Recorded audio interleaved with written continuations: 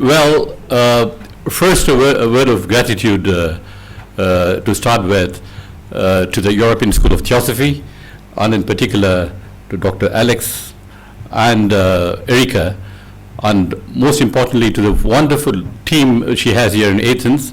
I thought Athens is popular for organizing Olympics, but now I understand Athens is popular also for Theosophy conference.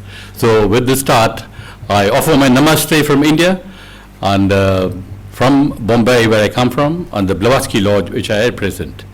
Now, a little about the Blavatsky Lodge for students of history.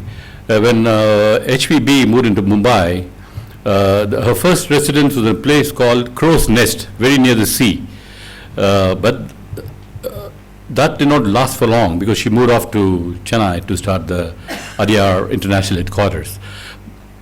But then the building also was broken away, and a tall building is now standing there, a multi-story apartment, like it happens in all the cities. But in 1927, Dr. Arundale laid a foundation to a three-story building there in a place called French Bridge in downtown south of Bombay. And the inauguration of the building was done by Dr. Annie Besant. So the Blavatsky Lodge is a heritage center there. So you have a lot of people coming and visiting the Blavatsky Lodge as a heritage place. And last week we had a filming of the Blavatsky Lodge, and we happened to speak in the national television. So this is the first time Theosophy is being exposed on in a national TV content. So it's all the blessings that we've been receiving by our well-wishers. So with this kind of a background, we may start off today's arty topic. So from the hard talk to the soft arty talk. Now, if I can borrow our friend Tim Bjort's humor, there's been a big hole in art history, a small hole in art history, but as large as a galaxy. That's what actually happened in the case of Theosophy's place in art. How the journey began was when our president, Tim Boyd, came to Bombay, and he was talking about a request he got from Caroline Christoph Bakhargiev. She was the curator of the Istanbul Biennale, Art Biennale in 2015. She has got a theosophical background of Bulgarian-Italian descent, and she had been organizing very small way Theosophy-based art expositions. Now in Turkey Biennale, the theme was salt and water, salt and the expression of thought forms. So she asked President Tim Boyd, can I get the original thought form paintings from Adyar, which were actually drawn by a group of clairvoyant artists, along with the writing was of course by Annie Besant, but the paintings, that book, if anybody's read that, was done by clairvoyant artists who could read the mind of Blavatsky, and this book became a very popular book as an instigator to many artists. Now, Tim Boyd searched the archives in Adyar and unfortunately didn't find them. But after a couple of months, he had gone to Varanasi, and incidentally, he was talking to somebody in Varanasi, I think an Australian theosophist, and she said, I saw a few paintings up in the library room. Are you talking about the same? Are they the original? I don't know. So when Tim went there, he found they were exactly the originals. So he just... They are the originals. Anyway, that's what he said. So they got it all restored. I think he can both validate that statement because he's from Varanasi and he was a witness to it. So, oh, you were the person who spoke. Do you want a microphone?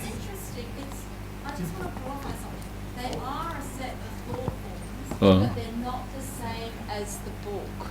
Okay. Well, anyway, that's all I just wanted to say. Yeah. Okay, thank you for the clarification. But then now I was told, I even read that it's been archived.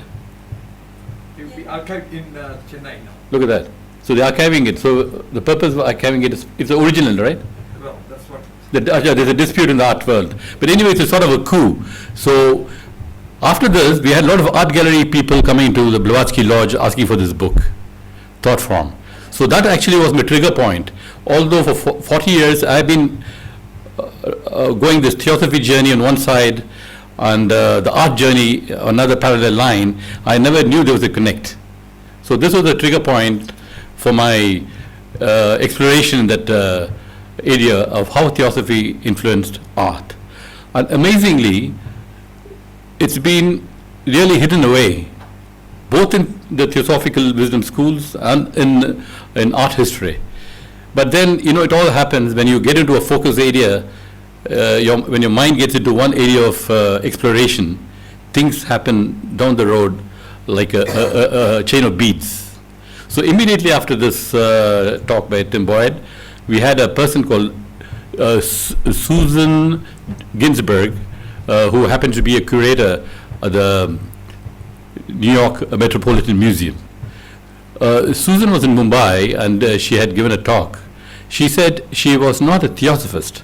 She was more of an art historian. And during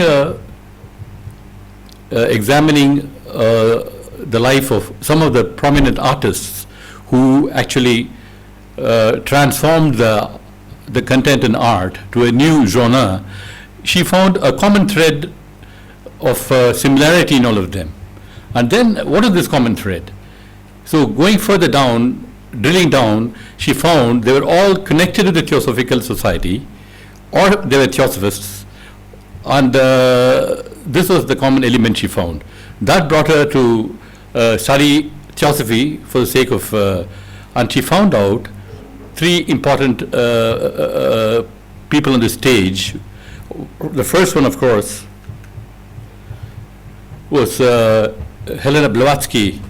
1888, The Secret Doctrine became an anthem not only to philosophers but also to artists in Europe. So in cafes in Prague, in London, in Paris, you had discussion about this new book. What is this new book? Talking of a new level of consciousness. So this was something, a fodder for the artists to take up a new theme of expression. And in fact, we can, in this context, quote Sigmund Freud.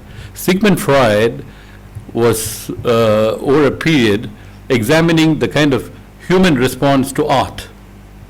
So he found that there are three stratas of response from the human being when he or she sees a painting or an art.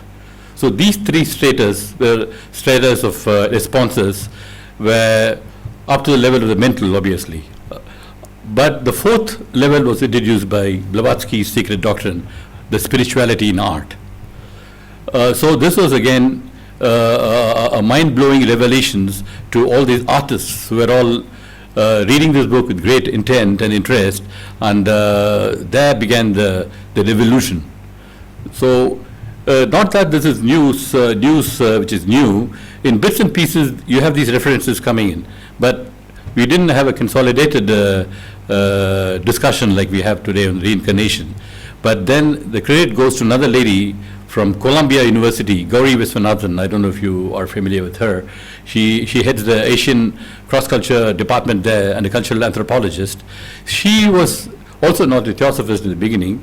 She was trying to find out how Sanskrit got popular in the West, in academia. For example, she was finding out how these words which are Sanskrit in origin, and then she found out Theosophists and the founders were responsible for bringing Sanskrit into the West. So she was also doing this research. So although both of them were not members of the Theosophical Society, they realized a new find, I would say. And then she, in York University, where we're going to have a meeting next year, she, through Columbia University, in collaboration with the York University, organized a seminar, a very long seminar, almost for a week, where they brought in all the resources connected to the subject. And I would suggest modern enchantment is the theme. Modern enchantment. I would suggest you can go and see the web of all the speakers. You get an entire oeuvre of art discussions there. It's a very interesting website for you to go and see. That was, I think, around 2014 or 15 again. So that catapulted to world stage. Yes, indeed, Theosophy has influenced art. So that's the beginning of the whole story. And now, Caroline later on has been organizing many seminars on Theosophy. And I told you about the three players here. I should also add a fourth. I'll tell you why. thought forms, this book also gave food for thought for these artists, and I already spoke about the Secret Doctrine. Now, Rudolph Steiner has been a very, very prominent player in interacting with these artists personally. So he was very, very popular among New Age thinkers in the West at that point of time. Rudolph Steiner, although he left, it doesn't matter, he left the society, but we're talking about the Theosophy content that he practiced in his anthroposophical school, which even the last year I think you had a talk in Berlin, I happened to hear, which ITC or something, where you had a talk about how the Baruch school and the architecture in Europe was also influenced by Rudolph Steiner. So he also plays a very prominent part, as well as Blavatsky and Annie Besant, in trying to trigger off new sense of consciousness in the art world. And the fourth player, which Susan Ginsberg mentions, was to bring the physical art to the West. And who was this person? Was also a Theosophist. Our brother Quinn is going to talk more about the person who's contributed that. So this person was Anand Kumar Swamy. Anand Kumar Swamy was the curator in the Boston University. And if you happen to go there, you should try to get some more news about him, because he, along with Zimmerman, who was an art collector in New York with those days, together they brought in art from South Asia and Japan to the Western dilettantes of art. So this has been a great contribution for him. And Anand Kumar Swamy is also a great contributor in terms of the metaphysics in art. Most of his books on art, the drawings and paintings of one of the Rabindranath Tagore's family, very beautiful paintings. You can see those plates in his books. The book on Buddha that he has written is a wonderful book, and he's written almost 100 books. And so he actually started discussing art in terms of metaphysics and in terms of spirituality, which again was mind-boggling revelations to the art dilettantes. And this was validated by Fridtjof Capra in the Tower of Physics much later, about how this symbolism, we'll be talking about symbolism, we talked about geometries. These are the esoteric knowledge that is hidden away. So when you go searching for it, you become an occultist, they say. But then these are all hidden away, either with a purpose for man to evolve a little further to get those secrets out. So the time Blavatsky brought the Secret Doctrine out, many people felt, in India especially, that it was not the right time to expose the Theosophy to the world, and they may be misused by people. Always knowledge has to go to the right people at the right time. You must have heard those discussions also. But that's beside the point. So this is the background of how art has been influencing. Now what we could do is, I can only give a key. I think I've got, my time is around half an hour, so I can only give a keyhole view of the whole scenario. So, but then there's more to it. You can do PhDs on it, and it'll take you to another world of Theosophy. Okay. Now let's get into the profiles of the artists who were contributing to this new consciousness of art, new age movement, as you say, in art. Vasily Kandinsky stands out most as a founder of abstraction paintings. He was born in Moscow, and he was influenced by Theosophists like Gurdjieff, Ouspensky, and he was of Polish lineage and was a bright law student. But then from law he graduated into art, went to the school in Vienna. And then in Moscow, he found at that point of time, the scenario for building up art was not as ideal. So he had gone into Vienna, and he developed the Cubo-futuristic style, which combines essentials of Cubism and Italian futurist art. He was also having a collective of artists. Those days, the Cubists who were very popular in his time were Duchamp, Picabia, Kupka, Busini, and Severini. So these people were the kind of revolutionaries who changed the face of art. And Kazimir Malevich is known to, and Vasily Kandinsky is known to be the kind of pioneer in this area. Now, Kandinsky's paintings were actually thought to be anti-establishment. So he had a tough time.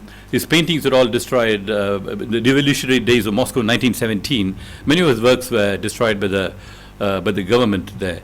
And much later, in Paris, when the Nazi invasion of Paris, some of his paintings got lost again. So he had a tough time with the establishment because they felt his expressions were polluting the minds of people, and these were beyond acceptability. So he had a tough time, but later, much later, there's an anachronism that he joins back to Moscow after the revolution, and he runs an art school there. But finally, Vasily Kandinsky comes and settles down in Paris, where he dies. So for him, the main contributor has been the thought form book, which actually took him into his new area of consciousness.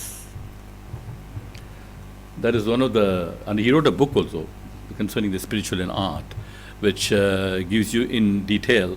This is from the Guggenheim collection, and it gives you in detail how Theosophy. In fact, we had a person, I think Sexton Ringbaum, who writes about it. There's another book.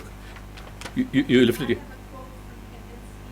Please. 1 minute, please. Sorry. Wait for the mic.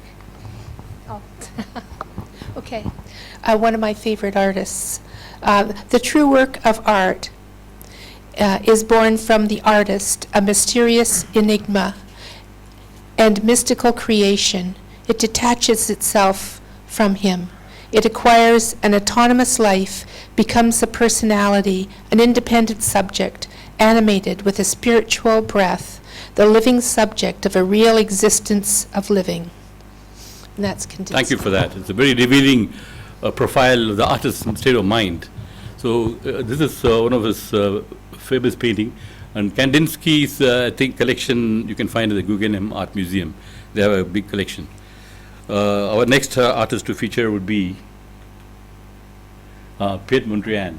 Piet Mondrian, he comes from the Dutch school of painting, and he was so popular that in 1904, when Annie Besant organized the Theosophical Conference in Amsterdam, there were a group of 200 artists from all over Europe for that conference. So you can understand the kind of change this Piet Mondrian and Theosophy had brought to the art world in Europe in that time.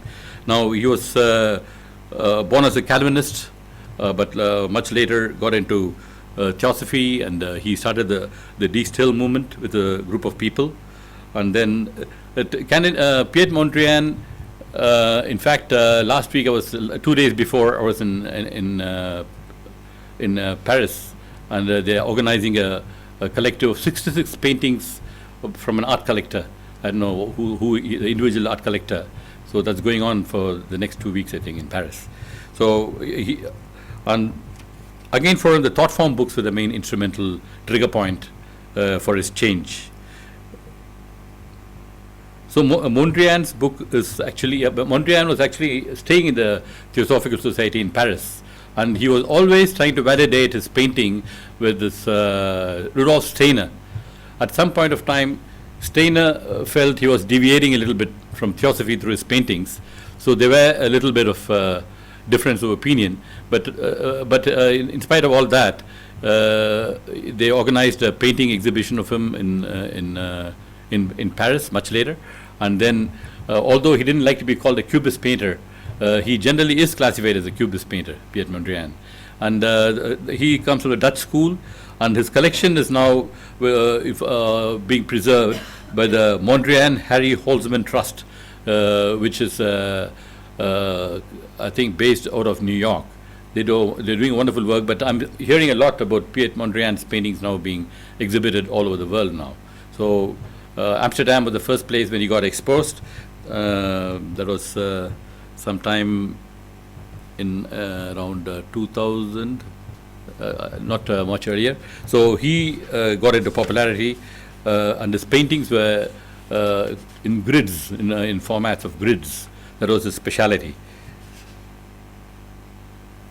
This is from the Texas Museum of Art, Brabant Farmyard. Can you see those kind of grids that he paints? So this again, it's a recall of this morning's talk of geometry influencing Theosophy. See, these people could find out certain symbolic ideas that emanated from this books of Theosophy, and for the first time he could express in geometric forms what he had to say through his paintings. So that's Piet Mondrian's grid work in art. Yeah, we have got a contingent from Sweden here. We're just discussing in the afternoon about Swedish artists being influenced. And out of the Swedish artists, Hilma af Klint stands outstanding. She had a very interesting background. Her father was in the Navy, and they were posted to a small island. They lived in a small island off Stockholm. And she initially was interested in nature, and botany, and painting themes are all about plants and flowers and so on. But much later, she got in contact with a master and a medium called she had a medium through which she was painting for about 20 years. So she also had a group of 4 people, 4 women, where they created seances, and she herself became a medium. And she says, when I paint, I'm not aware of myself, because she becomes a channel there. So she says that. But then, much later part of her life, she comes back to take care of her mother who's sick. Then, at that point of time, she gets rid of the medium and starts painting on her own. So another thing Hilma of Klint did, she didn't want to expose. In fact, she was if you see the dates, she is also an abstract artist. The dates are very similar to Kandinsky, but she is not considered to be the pioneer. I don't know how it got missed out, but she almost was. The reason could be she had, in her will, she had declared, please do not expose my paintings to the world. They will not understand it. You need to do it after 20, 25 years. And Steiner said maybe 50 years. So these people had clairvoyant ideas of their own. In fact, one of her paintings, she had predicted the Second World War, which much later they've been able to decipher, decode, and find that out. So Hilma af Klint, again, the Museum in Stockholm was the one who organized their paintings. And she has also got a trust which is now getting into the forefront and uploading her into the global platform of artists. This is again the Modern Musik Stockholm collection, and she talks of the soul. She talks about the spiritual experience of being a medium. So this is a very fascinating theme, and for a lady, it was quite difficult to expose herself in this revolutionary art form. She spent some time, a few months in Dormagen in Switzerland with Rudolph Steiner. In fact, Maria Artma sent a photocopy of the registration she did. I think it was in 1904 that she joined the Theosophical Society. So we got this proof of registration of the Theosophical Society she joined, and she was quite active in the Stockholm Theosophical Society.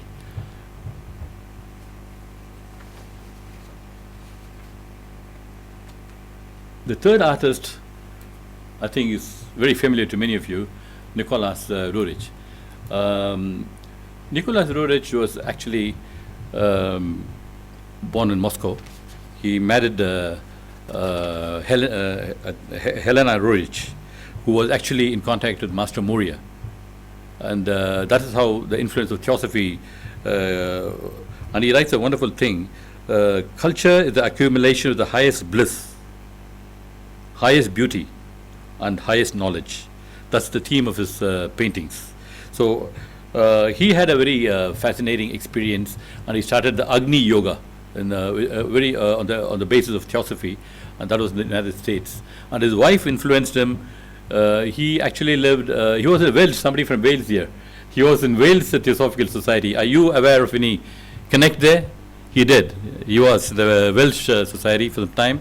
Then he went to stay in Finland, and then he went to the United States to do a tour. That's where he started the Agni Yoga.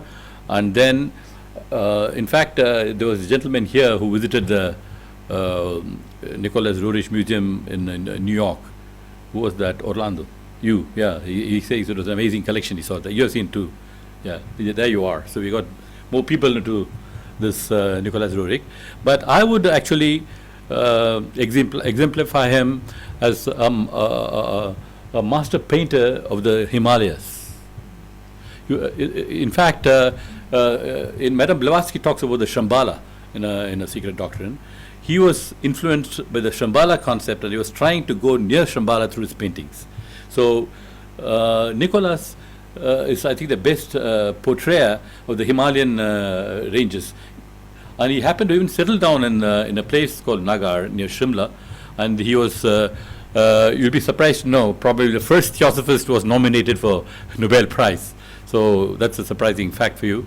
But he was trying to build up the pacifist movement across the world, and he was politically connected with the Gandhis and Nehrus, so he had a good standing in India, and he settled down in Shimla for a very long time. And his paintings, there's one painting about the messenger, which I think is in Adyar archives. I don't know if you've seen it, Nicholas Roerich. Museum. Yeah, you've seen that. So I don't know how big is the collection of Roerich in Adyar. You are in the archives there, right? It's there. Yeah. It's in They have the a large museum. collection there? The Yeah. painting, the messenger. Yeah. Okay, that's there. So that's about Nicholas. Kupka.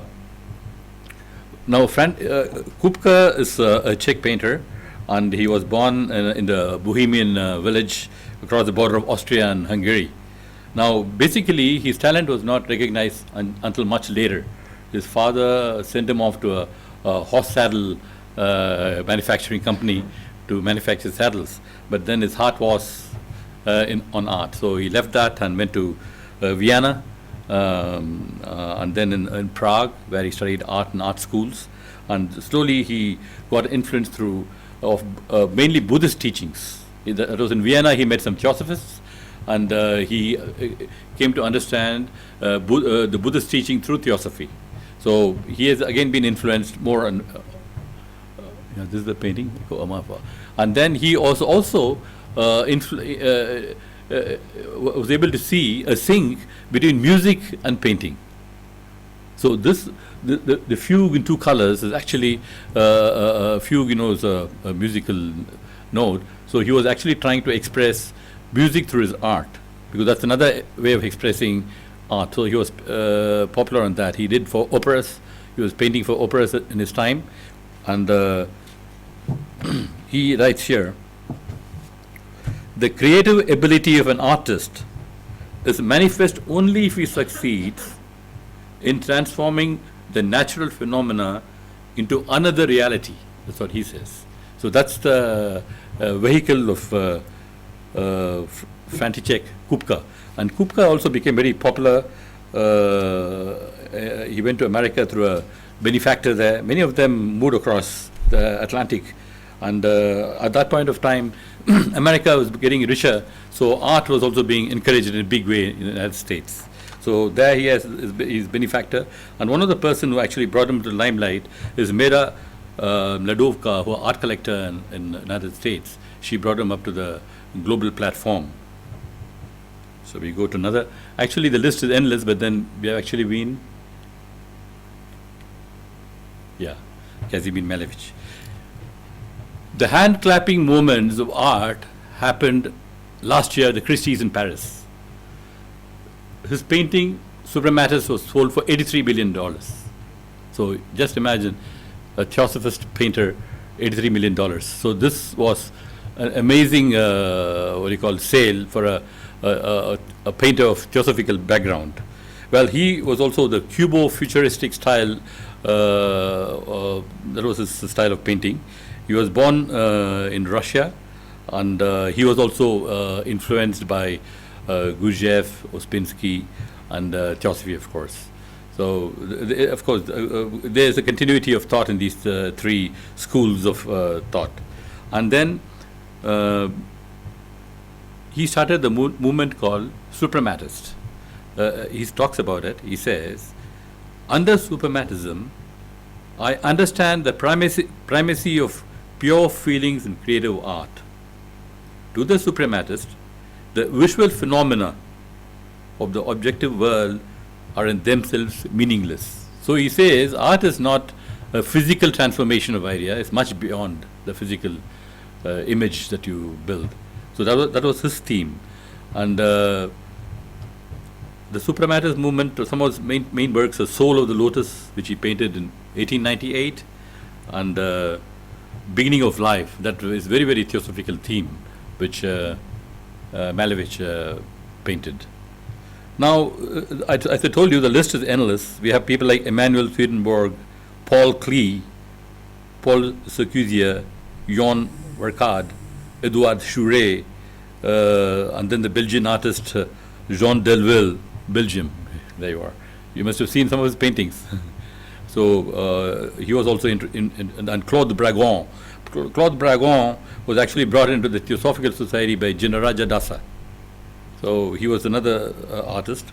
And then, so the list goes on endlessly. Paul Gauguin. I would like to finalize with this note of Paul Gauguin. It says, what appeals to me is a suggestion, in bracket Theosophy, of a single wisdom, a universal truth that can be glimpsed in various cultural manifestations among different world cultures, has become the fullest experience of the belief in the oneness of mankind. Theosophy is all about oneness of mankind, of Advaita. So this is the crux of Theosophy, which he expresses in his painting. And the oneness of mankind through a universal faith. It can be diverse, but it is through a universal oneness. That's what he talks about. So this is in brief this talk this evening. Thank you. What do we say in Greek? Esferista.